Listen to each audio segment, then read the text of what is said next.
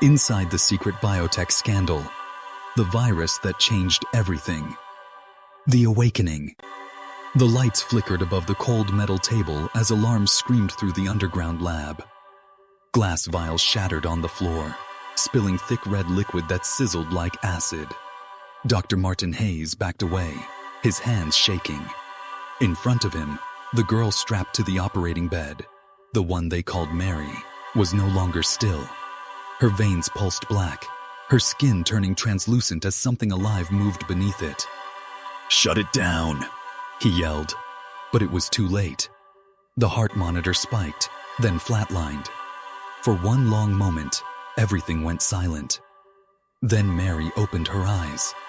They glowed bright red. The security cameras caught the moment she screamed. A sound so sharp, the glass windows cracked.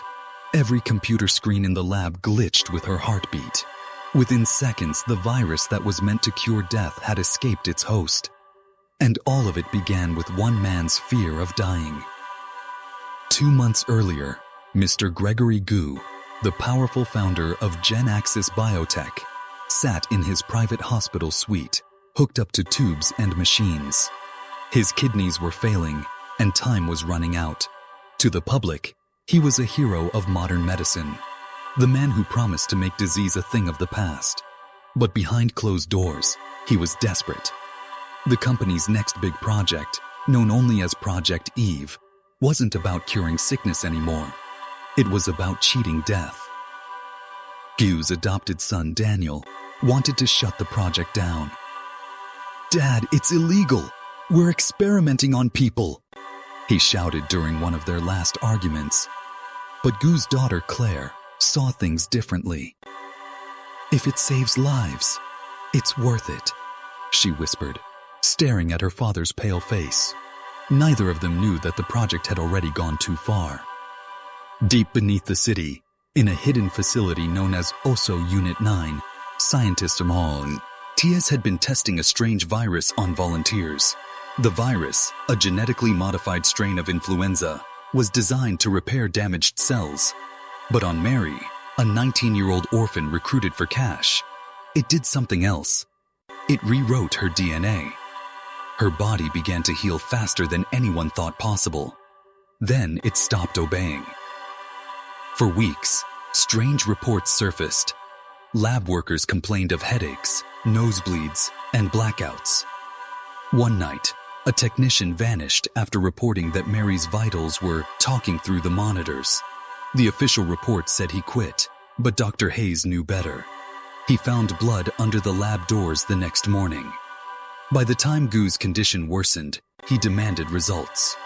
"Use her," he told Hayes. "Find a way to make it work, for me." The doctor hesitated, but Gu's guards made sure he didn't refuse. Mary was moved to the main lab for what they called the final sequence. The tests were supposed to extract her regenerative cells and transfer them to Gu, but something went wrong. When the serum entered her bloodstream, the virus woke up. It didn't heal. It consumed. Her blood turned black, her pulse tripled, and the lights exploded. The virus leapt from machine to air, from air to skin, and as she broke free from the straps, her scream echoed down the halls. No one inside OSO Unit 9 made it out alive that night. But 3 hours later, the power grid of the entire city failed. When investigators arrived, the lab was empty, except for one security camera still recording. It showed Mary standing in the doorway, blood dripping from her hands, whispering something that no one could understand. That was the night the virus that changed everything escaped. And somewhere, miles away in his hospital bed, Mr. Gu suddenly opened his eyes. The miracle and the message. The hospital room was dark except for the rhythmic blinking of a heart monitor. Mr. Gregory Gu's body, once pale and lifeless, now pulsed with color. His nurses swore they saw his veins glowing faintly under the skin. When the night shift doctor arrived, he froze. Gu's eyes were open, and he was breathing without the aid of a machine. "That's impossible," the doctor whispered. The monitors confirmed it. His kidney function had returned to normal. Gu smiled weakly and said, I told you, death is just another problem to solve. But within the hour, the nurse who had been tending to him collapsed. Her skin broke out in black streaks, and her temperature shot past 110 degrees. By morning, 5 more staff members were in quarantine, all showing the same strange symptoms. None of them survived the day. The hospital tried to keep it quiet, but word spread fast. People whispered about a miracle man who had risen from his deathbed and a sickness that followed him. Meanwhile, Daniel Gu watched the news from his apartment, his hands shaking as he read the headlines. Mysterious illness at GenAxis Hospital. Founder recovers overnight. He knew something was wrong. He hadn't heard from Dr. Hayes in over 24 hours, and all messages from the OSO unit had stopped. When he called his sister Claire, she answered in a whisper. "Daniel, don't come here. Dad isn't the same." Across town, the government had already sealed off the biotech facility where the experiments took place. Investigators in hazmat suits moved through the wreckage of broken glass and burned out computers. The walls were splattered with something dark, too dark to be blood. In the middle of the main lab, they found a message scrawled across the floor in what looked like dried tissue. "She lives." Dr. Hayes was nowhere to be found. The official report said, "Missing. The return." Rain hammered the city as Daniel drove through the empty streets, his windshield wipers barely keeping up. The air smelled of metal and smoke. Emergency alerts flashed across every radio station. Stay indoors. Avoid hospitals and public areas. Unknown contagion detected. He turned the dial off. He already knew what it was. The virus from Project Eve. Daniel's phone rang again. This time it was Claire. Her voice trembled. "He's not our father anymore," she whispered. "He keeps asking for Mary." Static crackled on the line, followed by a low, wet breathing sound. "Claire!" Daniel shouted, but the call cut off. He pressed harder on the gas. When he reached the GenAxis building, police cars and biohazard trucks surrounded the place. Workers in hazmat suits rushed inside, shouting codes he didn't understand. "Sir, you can't be here!" one of them yelled, grabbing his arm. But Daniel broke free and slipped through a side entrance, his heart pounding. The halls were dark, the power flickering on and off. A faint humming echoed from somewhere below. As he crept down the stairwell, the walls seemed to sweat. Black veins spread across the tiles like mold, pulsing faintly with each flicker of light. He reached the basement door and pushed it open. Inside, the air was thick and damp. The hum grew louder. It was the same frequency as a human heartbeat. Then he saw her. Mary stood at the center of the room, barefoot, her hospital gown torn and soaked in blood. Her hair hung wet over her face, and her eyes glowed faintly red in the darkness. Around her, the walls were covered in fleshy growths, twitching and breathing as if alive. Dr. Hayes lay slumped against the far wall, his chest rising and falling weakly. "Daniel," he gasped, coughing black fluid.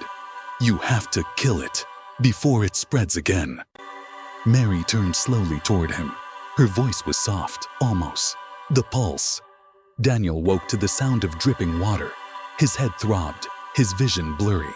He was lying on a cold floor covered in a thin layer of black slime. The walls of the lab were gone, replaced by something that looked almost alive.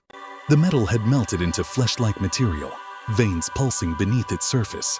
The hum was gone now, replaced by slow, rhythmic breathing that seemed to come from all around him. He tried to stand, but his legs trembled. His shirt was torn, his arms still marked by those dark veins. "Hello?" he whispered. His voice echoed strangely, as if the room itself were listening. Then he heard a faint laugh. It was Claire's voice. He turned and saw her sitting in the corner. Her hair was matted, her eyes wide and glassy. "Daniel," she said softly, "you came." When she stood, he saw the truth. Her veins were glowing too, faint red light pulsing under her skin. "He showed me everything," she continued. "Dad found a way to live forever, and now we can too." Daniel shook his head. "No, Claire, This isn't life, it's infection. She smiled sadly. Life and infection are the same thing now.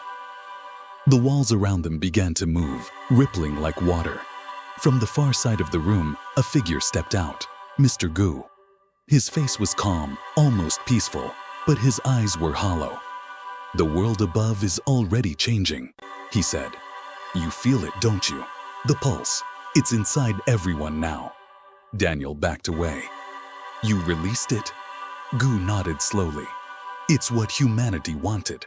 An end to death, an end to weakness. The virus isn't a curse, Daniel. It's the beginning." Before Daniel could respond, the floor beneath them split open. A thick column of black tendrils shot up, wrapping around Gu's legs and pulling him backward. The room shook violently. Claire screamed. "She's angry!" she cried. "You can't control her anymore!" Mary emerged from the dark. Suddenly, a loud alarm blared overhead. The quarantine sirens. The military had arrived. Helicopters roared above, searchlights cutting through the night. But as Daniel looked out through the shattered glass wall, he realized something terrifying. Every light in the city below was flickering in perfect rhythm with that heartbeat hum. Claire turned toward him, her face pale. "Daniel, do you hear it?" He did. The sound wasn't just in the building anymore. It was everywhere. Inside the walls, inside the ground, inside him. The black veins on his arm began to move again, crawling toward his chest. He looked at Claire, her eyes glowing brighter, her smile trembling between fear and something else. Outside, the entire city pulsed once, like a single living thing taking its first breath. And then, everything went still. The city never truly recovered after that night. Reports of people hearing a low hum beneath the streets spread faster than any news broadcast. GenAxis Biotech was erased from public record, its buildings demolished, its name forbidden to speak. But some said the virus never died. It simply adapted, waiting inside those it touched. Daniel and Claire vanished after the final blackout. Some say they were last seen walking through the rain, their eyes faintly glowing under the streetlights. Others believe they became something new, something beyond life and death. One thing is certain, the world changed forever, and the line between science and horror disappeared. If you want to uncover what really happened next, subscribe to this channel and follow the story as it unfolds.